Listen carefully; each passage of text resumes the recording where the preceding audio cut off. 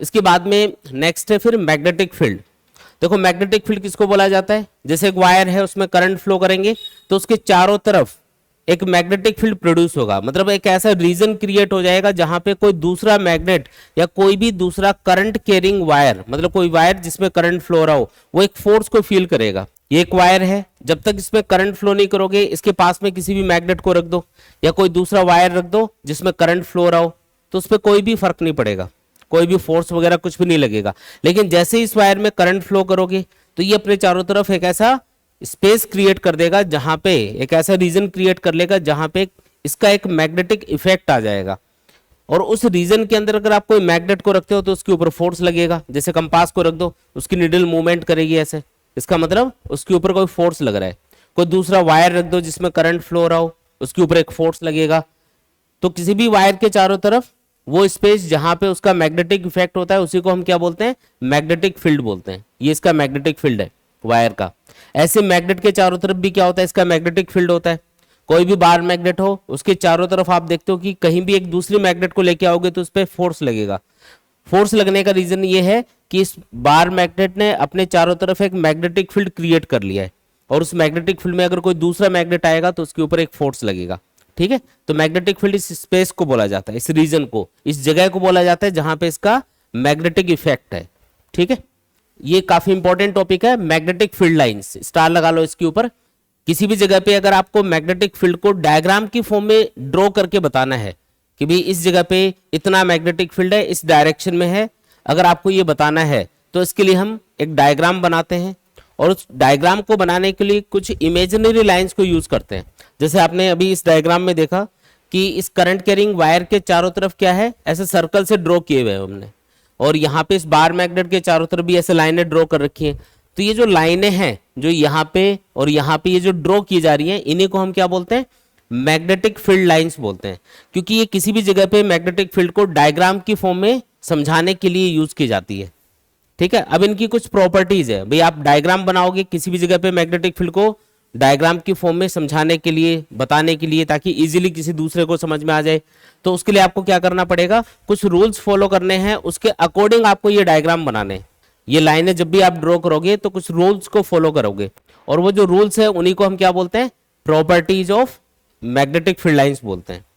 पहली जो प्रॉपर्टी है मैग्नेटिक फील्ड लाइंस की वो ये है कि कोई भी मैग्नेटिक फील्ड लाइन हो, जैसे ये कोई मैग्नेटिक फील्ड लाइन है, इसके किसी भी पॉइंट पे ड्रॉ किया गया टेंजेंट उस पॉइंट के ऊपर मैग्नेटिक फील्ड की डायरेक्शन को रिप्रेजेंट करेगा। जैसे ये एक मैग्नेटिक फील्ड लाइन है, इसके ऊपर कोई पॉइंट ले लिया मैंने P।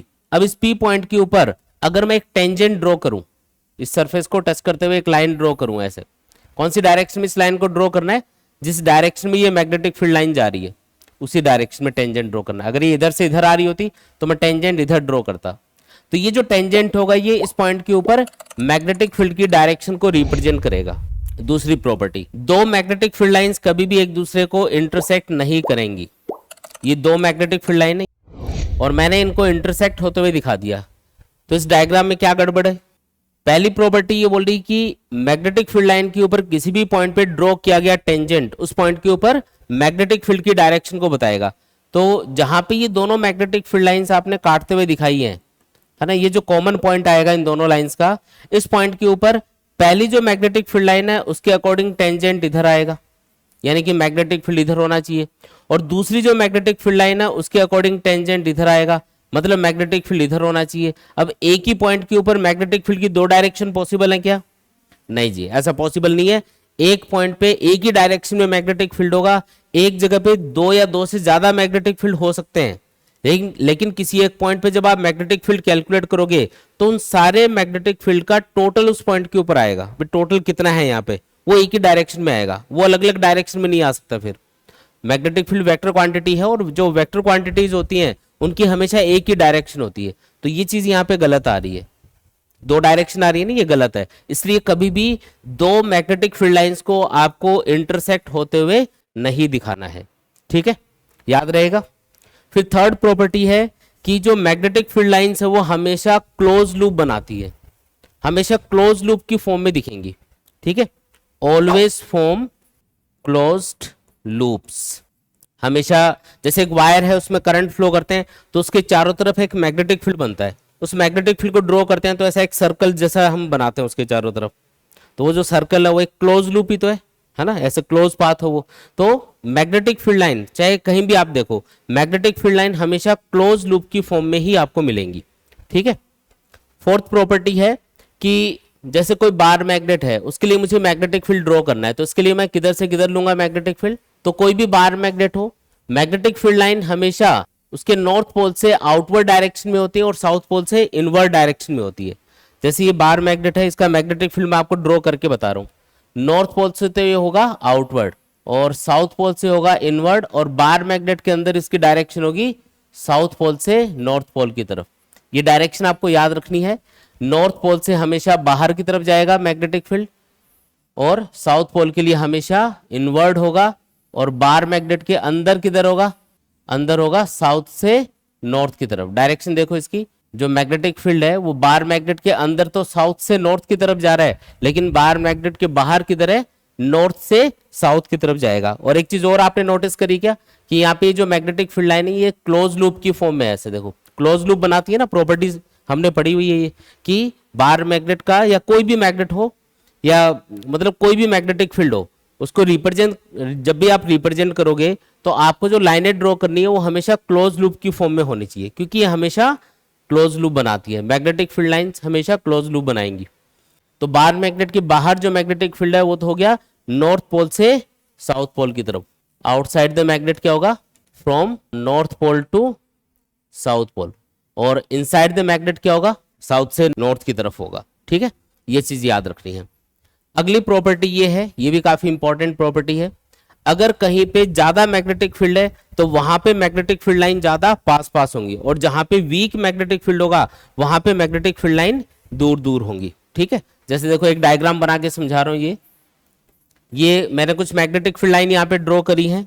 अब ये जो डायग्राम है इसके अंदर दो पॉइंट्स है, ये पी पॉइंट है और ये क्यू पॉइंट है। इन दोनों पॉइंट्स के ऊपर ध्यान से देखो, पी पॉइंट पे मैग्नेटिक फील्ड लाइन काफी पास पास है और जो क्यू पॉइंट है यहाँ पे ये दूर दूर है। तो पी पॉइंट पे ये स्ट्रॉन्ग मैग्नेटिक फील्ड को रिप्रेजेंट करेंगी और क्यू पॉइंट के ऊपर ये वीक मैग्नेटिक फील्ड को रिप्रेजेंट करेंगी। अगर कहीं पे मैग्नेटिक फील्ड लाइन ज्यादा डेंस है, डेंस मतलब ज्यादा पास पास है, तो वहां पे ये स्ट्रॉन्ग मैग्नेटिक फील्ड को रिप्रेजेंट करती है, और जहां पे ये दूर दूर होती है वहां पे ये वीक मैग्नेटिक फील्ड को रिप्रेजेंट करेंगी। तो पी पॉइंट पे मैग्नेटिक फील्ड क्या होगा, ज्यादा, और क्यू पॉइंट के ऊपर मैग्नेटिक फील्ड क्या होगा, कम होगा।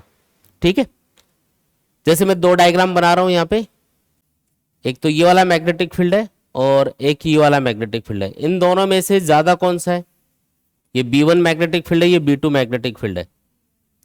तो B1 ज्यादा है या B2 कैसे पता चलेगा, आपको ये नहीं देखना कि कितनी मैग्नेटिक फील्ड लाइन है, आपको ये देखना है कि कहां पे मैग्नेटिक फील्ड लाइन ज्यादा पास पास है। जहां पे ये ज्यादा पास पास होंगी वहां पे ये स्ट्रॉन्ग मैग्नेटिक फील्ड को रिप्रेजेंट करेंगे। तो B1 ज्यादा है यहाँ पे B2 की कंपैरिजन में, तो लिख देते हैं B1 is greater than B2 इस वाले डायग्राम में।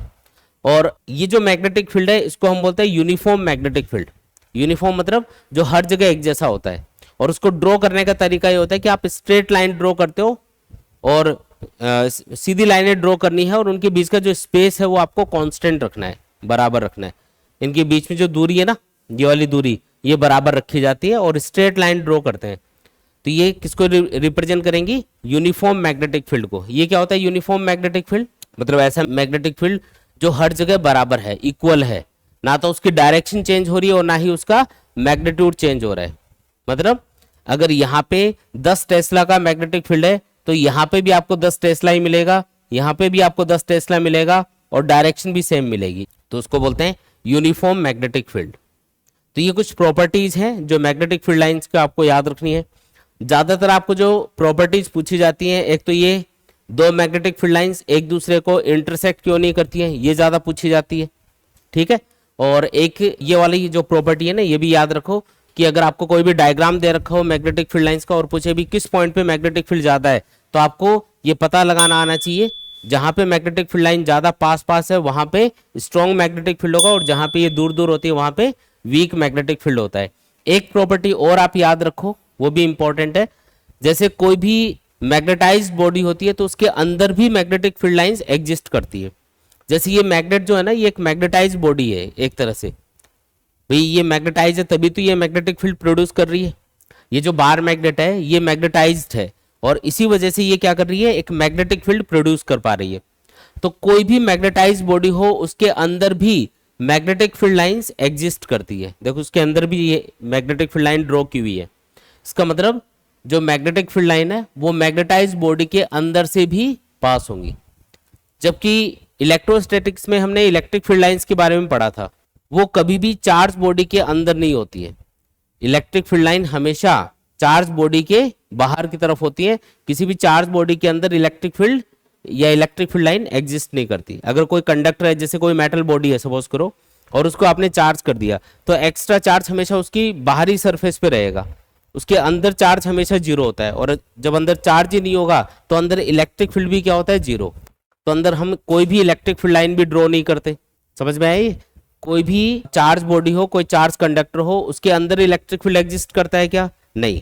लेकिन अगर कोई मैग्नेटाइज्ड बॉडी है जैसे कि मैग्नेट, तो उसके अंदर मैग्नेटिक फील्ड एग्जिस्ट करता है क्या? हाँ। ये दोनों में डिफरेंस है। इलेक्ट्रिक फील्ड लाइंस और मैग्नेटिक फील्ड लाइंस में एक बेसिक डिफरेंस है।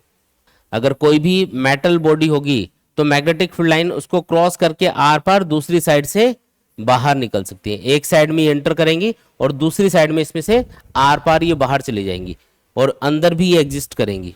इलेक्ट्रिक फील्ड के लिए ऐसा नहीं होता। इलेक्ट्रिक फील्ड अगर किसी भी कंडक्टर, जैसे कोई भी मेटल बॉडी है, उसको अगर आप किसी इलेक्ट्रिक फील्ड में रखोगे तो इलेक्ट्रिक फील्ड एक साइड से एंटर करेगा, अंदर जीरो रहेगा, फिर दूसरी साइड से बाहर निकलता हुआ दिखाई देगा आपको, अंदर नहीं होता। जबकि मैग्नेटिक फील्ड अंदर भी एग्जिस्ट करेगा। ये प्रॉपर्टी समझ में आई क्या आपको? मैग्नेटाइज बॉडी के अंदर मैग्नेटिक फील्ड लाइन एग्जिस्ट करती है, जबकि इलेक्ट्रिक फील्ड लाइन किसी भी चार्ज बॉडी के अंदर या किसी भी मेटल बॉडी के अंदर एग्जिस्ट नहीं करती है। ठीक है, ये इनमें बेसिक डिफरेंस है। और एक डिफरेंस और भी होता है इलेक्ट्रिक फील्ड लाइंस और मैग्नेटिक फील्ड लाइंस के बीच में। Electric field lines electric field को रिप्रेजेंट करती हैं और कभी भी क्लोज लूप नहीं बनाती है, जबकि मैग्नेटिक फील्ड लाइंस हमेशा क्लोज लूप बनाएंगी। अगर किसी एक पॉइंट से स्टार्ट हुई है तो घूम के वापस से उसी पॉइंट के ऊपर ये वापस भी आती हैं, इस तरीके से। ठीक है, हमेशा क्या बनाएंगी? क्लोज लूप बनाएंगी। क्लोज लूप बनेगा हमेशा। ठीक है, आया समझ में? तो ये सारी प्रॉपर्टीज याद कर लेना, काफी इंपॉर्टेंट है ये। कोई भी डाउट है तो बताओ इसके अंदर।